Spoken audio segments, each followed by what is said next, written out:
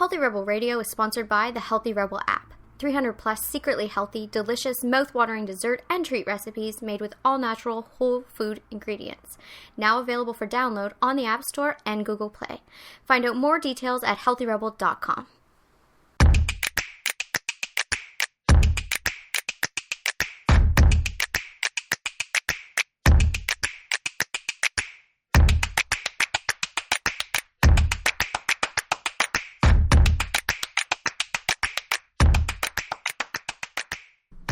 Welcome to Healthy Rebel Radio. I'm your host, Dr. David Dazer. I'm here with my Gaming Health Healthy Rebel co-founder, Amy Lane. Good morning. Good morning. That was my wrist that just snapped on the way down there. I don't know if you heard that. Just a few quick health and wellness stories to review today, and we've got some good ones. The first one, and I'm not sure if we talked about this yet or not. You'll have to remind me. Did we talk about the UBC study about hugging your dogs? Well, I've talked about it every day since I heard about it, so it's hard to know if we actually talked about it. I can't remember if it was on the show or not. Anyhow, a researcher at UBC, University of British Columbia, just down the road from us here, has said that dogs don't like it when you hug them. They feel dominated. I've never been so offended by a study in my life. I agree, and I think it's malarkey. I agree. I think it's bullpucky. Yeah. Yeah. The theory is that the dogs feel like you're dominating them, and they don't feel love in that state. They feel, like you're trying to overpower them. I feel like she should come into our home. I don't think she gets it. She probably doesn't have a dog. Well, feels like she doesn't have the dog pack we have. No, it's true. And then what did you say? You said, the next study that'll come out will say you shouldn't kiss your dog in the mouth. Okay, guys, that was a joke. I know that's disgusting. I share food with my dogs. It's gross. I can't. What are you going to do? I kiss them.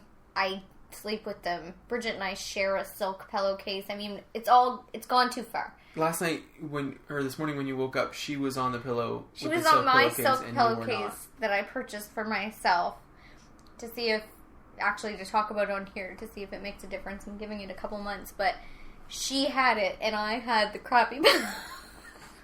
She's great, fancy. By the way. She looks so good. Looking young.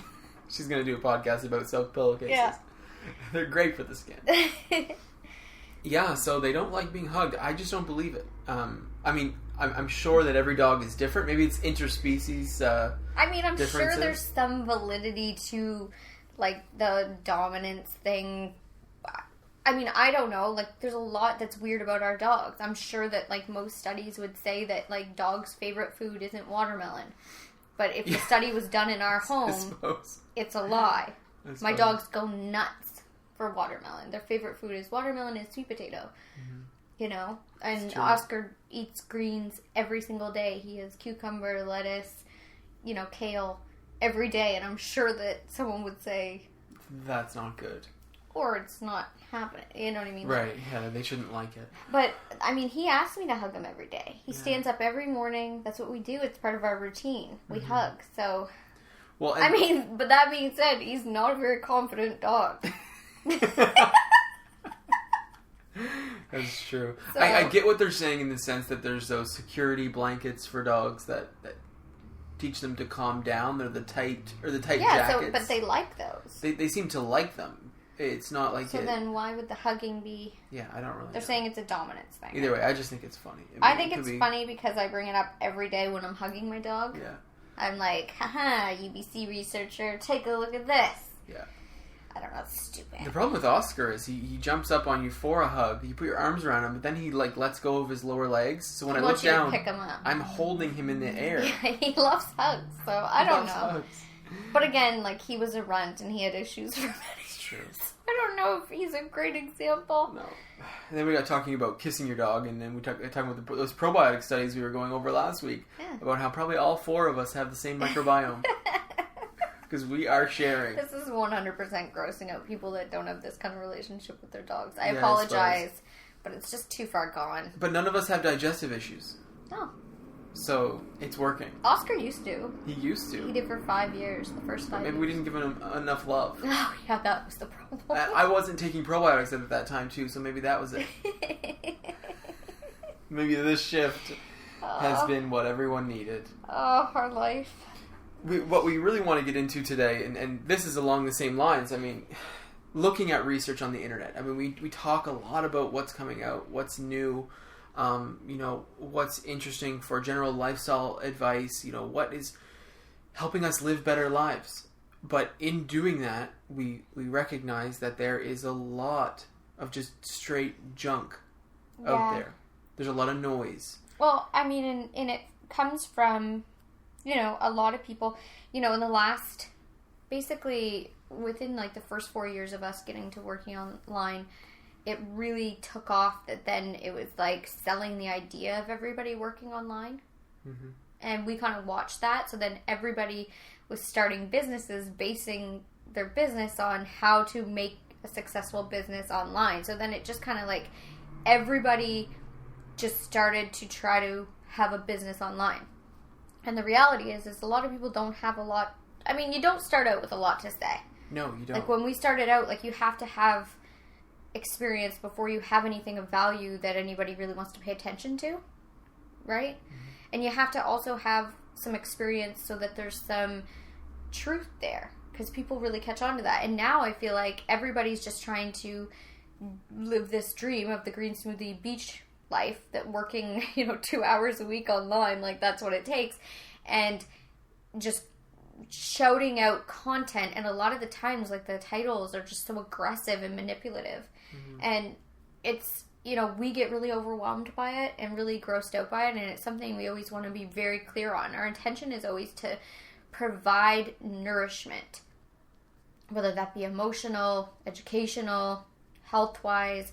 We're trying to provide something good, and we're giving it away for free.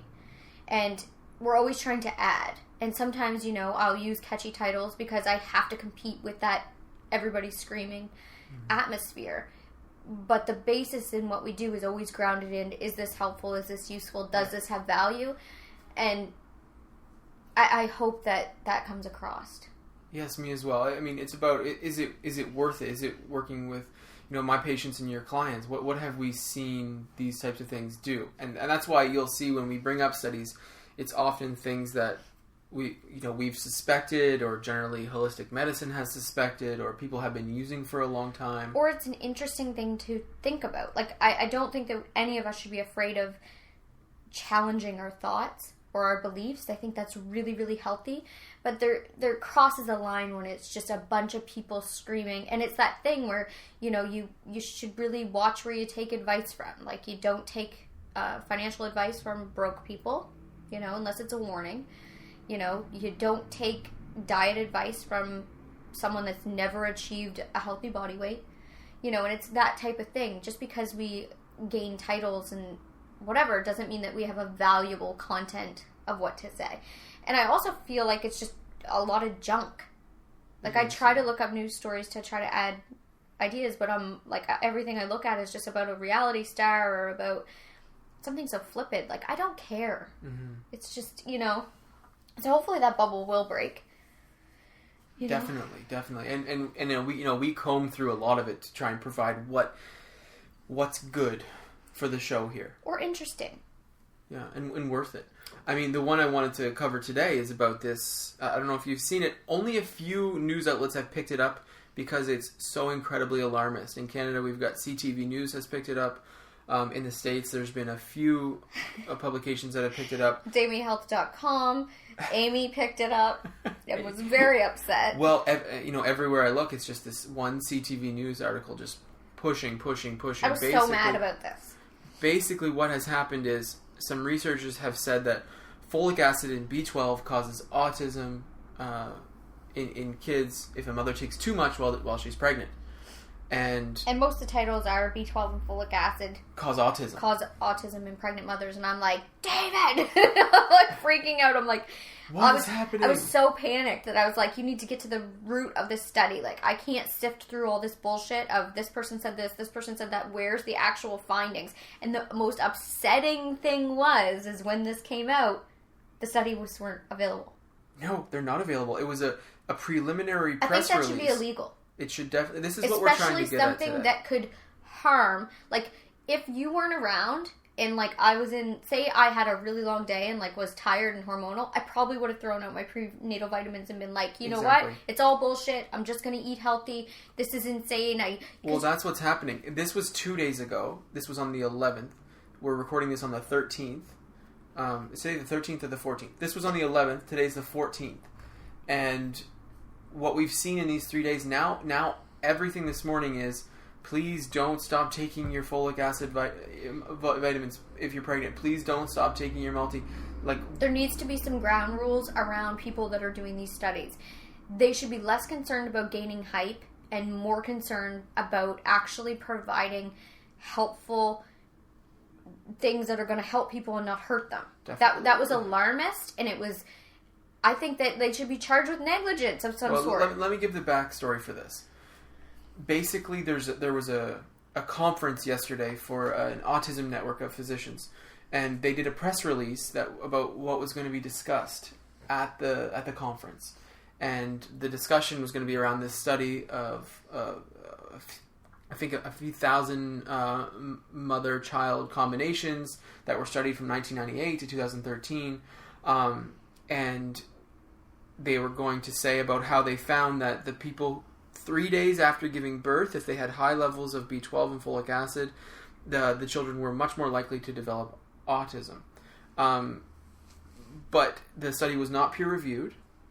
No one had seen the study. No one. The numbers. Nothing had been published.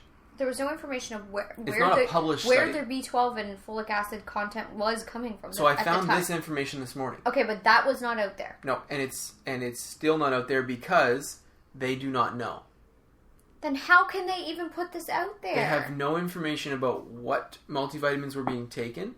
They have no information about what the diet was of these mothers. They have no information about anything regarding other types of supplementation. They have no information regarding their genetics. So the way they handle folic acid and B12, because we know there's some genetic mechanisms there that can make these levels higher or lower in certain people. Or what they were provided after childbirth. 0, 0, 0. But all we know is that they were from a low-income neighborhood in Massachusetts. The other thing that's bothersome is there's different types of B12. There are different types of folic acid. And this is where we went to first, because we know that that's where you went to calm me down. Well, a lot of people who are taking multivitamins or prenatals or anything that's from the drugstore are getting a B12 in the form of cyanocobalamin. Now, if you look at your B12 and it says cyanocobalamin, you're consuming cyanide. It's cyanide combined with cobalamin. The body then kicks off the cyanide. You pee it out. It combines the cobalamin with methyl groups, and then you're able to better distribute methyl groups.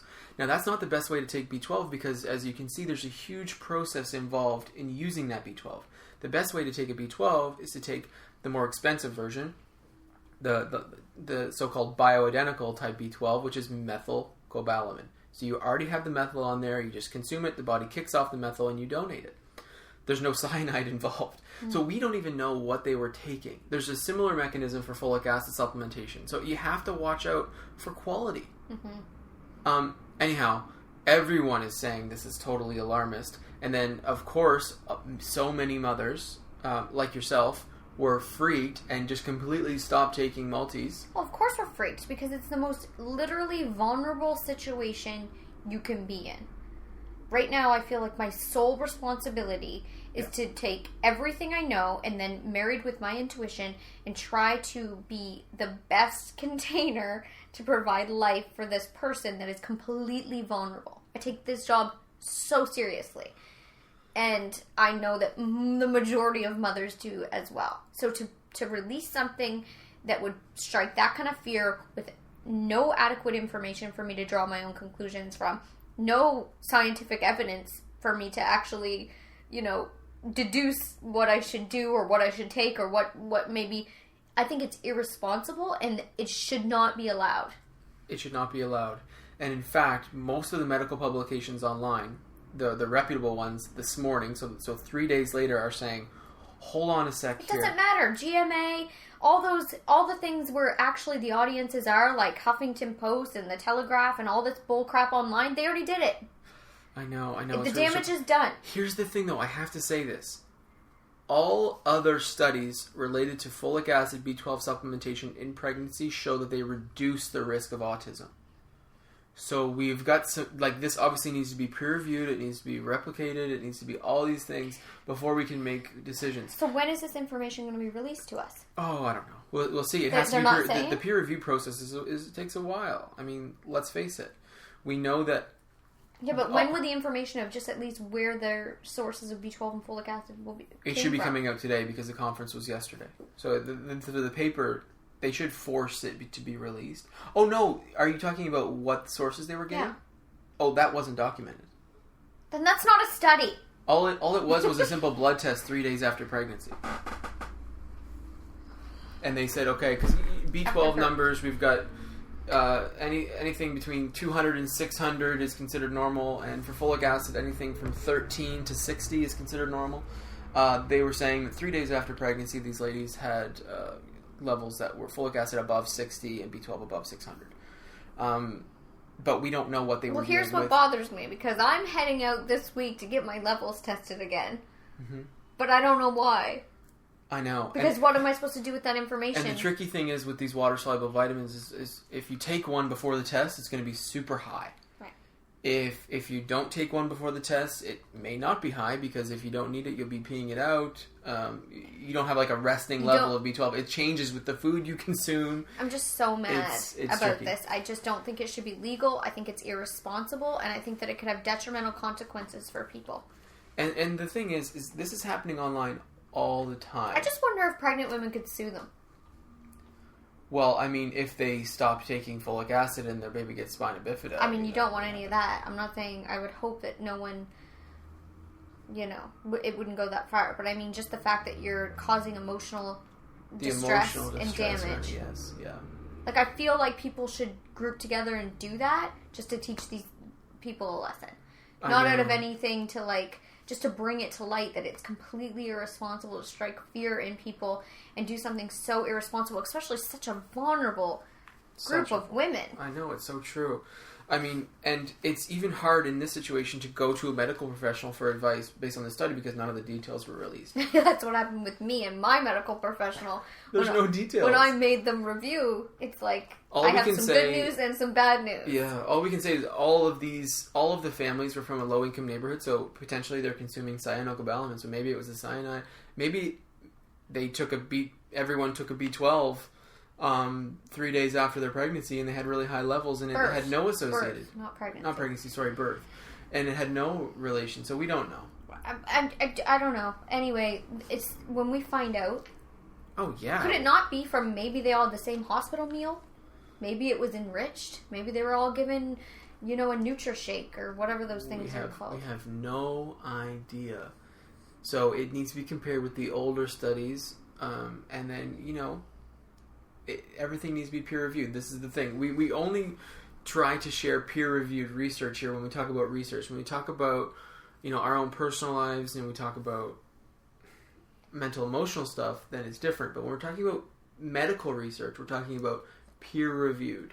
And you have to watch it online because these news publications are picking up things that are not being peer-reviewed. They just want things that are going to get shared. That's shocking, contrary information. And it's totally irresponsible, but it's not shocking. We watched a thing on it the other day on John Oliver, and just like he showed a reel of just like things that were said on like Good Morning America and these different shows of these flawed studies that just are selling such bullcrap to people and a huge audience of people, and a lot of them are the heads of the household, the women that are providing the stuff. Like, it's altering and messing with people. Mm-hmm. I think it's completely irresponsible. I agree. My favorite one from the John Oliver, if you haven't watched the John Oliver episode, please watch it because it was so valuable. My favorite one was the Good Morning America when they said, oh, there's so much information out there, just pick what seems right to you and go with that. No, your favorite. Pick your favorite study and go with that.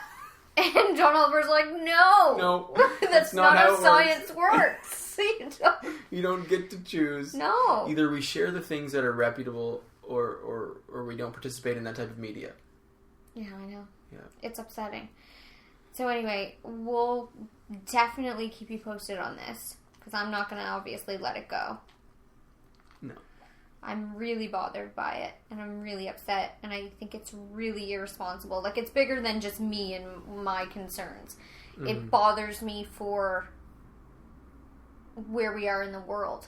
That, like, scientists are acting like gossip magazines now. Yeah. What's happening? Exactly. It's no different than when you walk by that tabloid cover and they're like, another hidden pregnancy, or so-and-so's getting divorced. This is where we're heading? Except for this has serious consequences. It does, and it reminds me of the thing we were listening to on CBC Radio 1 yesterday. We were listening to a microbiologist speak about probiotics, and the whole time he was being interviewed by the interviewer, he was saying all these like shocking negative statements. But when you looked at the details of what he was saying, it was all the positive stuff that we've been sharing on the show here. He was saying everything in... How would you explain it? It was a tone, but it was also like a contra... Like, he was trying to be controversial, obviously. But he was saying everything in a backwards way instead of being straightforward with facts, which is definitely like a conference he went to about public speaking, about how to be interesting. Shake it up. Use a negative tone and then shock them with the detail. And it was like...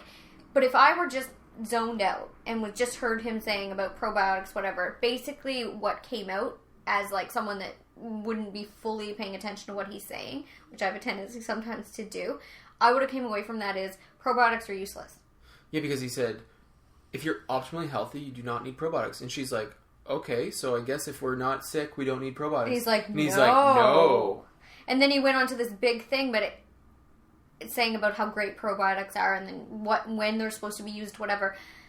But it's just, this is where we're at. He felt that he couldn't be paid attention to. Yeah, the topic was scandalous. Too boring, and that if he went in there and was tricky and tried to make people pay attention, then he would get more... The point was, no one's perfectly healthy, and we could all use a certain time. He's like if you've really ever taken antibiotics, if you're not, if you're around people that have ever been... Like, it was just the stupidest thing, and it was so upsetting. But this is... I don't blame him. Oh gosh, like that's what I'm saying. He's gone to. I know he's gone to a conference where he think of the lecture he's had. I can think of it too. I mean, how many times did you come home from like a business or like a how to get ahead lecture, and I was like, dump everything you were just told. Forget all of that. The funniest part is most of the time these were given by lectures of people that never had success in the area of what they're giving the lecture on. That's what I love. I love the how to be successful in business and never having a successful business. That's what I'm into. Oh, that's my favorite. That's my favorite, and there's so many right now on the internet. And that's the question.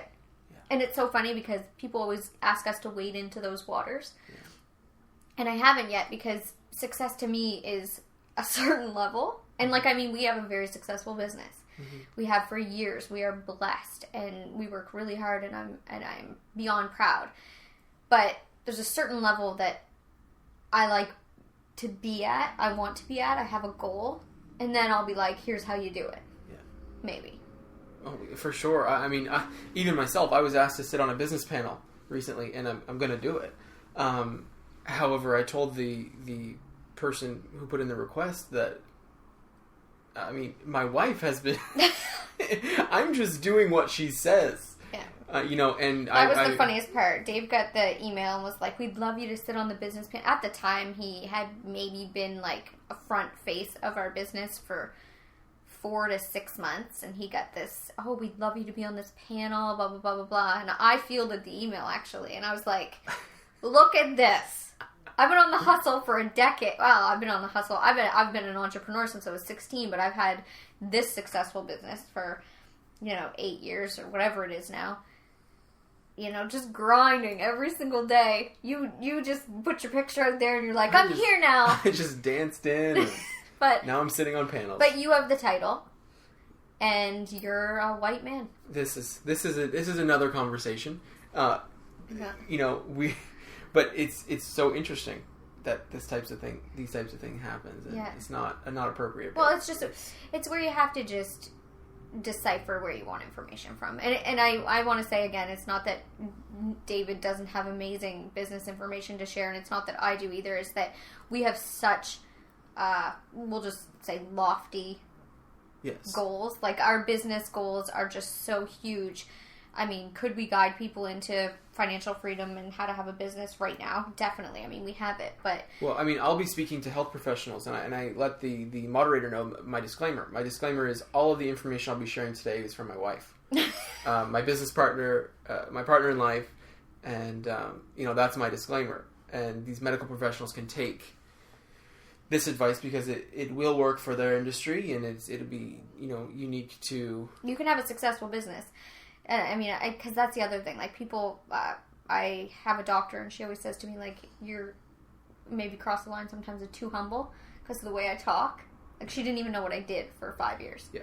But it's not that I'm being too humble in any capacity. It's just that I want to provide, greatness for people. I love it. That's Healthy Rebel Radio for today. Thank you so much for listening to our rant. Look out for the information you find online. Find people that you agree are reputable. Yeah, and it's not about being skeptical or downtrodden about any of this stuff, because we are, like I say, we're always in control. Casting your vote with your attention, casting your vote with your money, definitely, casting your vote with your clicks online, whether you realize it or not, you are funding whatever you're clicking on. Mm-hmm. That's what you're doing. And same goes with if you really like stuff. Share it. Click it. Tell people. Share it on your social media. Like, you're casting your vote of what you want to see, So don't feel, sad or that there's nothing we can do. Because there is things we can do. But empower yourself with being able to decipher what's something you should be paying attention to and what holds value and what doesn't. And if you ever have questions about something, like I panic and do, send it to us. Oh, yeah, and we'll definitely. cover it. For sure. That's one thing that David is amazing at. He will study something to the degree where it annoys me, and I'm like, okay, I'm done talking about this. 3 days later, like, I can't do this anymore. Yeah. So it's true. It's a problem. No, it's a great problem. It's great. Thank you so much for listening, and have a great day. See you. Healthy Rebel Radio is presented by the online health and wellness center, DamieHealth.com. Since 2009, Amy Lane has successfully coached thousands of women through her signature program, the Bikini Body Program. Join today to work exclusively with Amy to unveil your greatest yet to be from the inside out. Go to DamieHealth.com for more information. Thank you for listening to Healthy Rebel Radio. Please connect with us on our community pages on Facebook, Pinterest, and Instagram, all at the handle @DamieHealth. For weekly recipes, articles, and all our episodes straight to your inbox, join our newsletter at DamieHealth.com. You can find all the links discussed in today's episode in the show notes. Thank you for joining us, and see you tomorrow.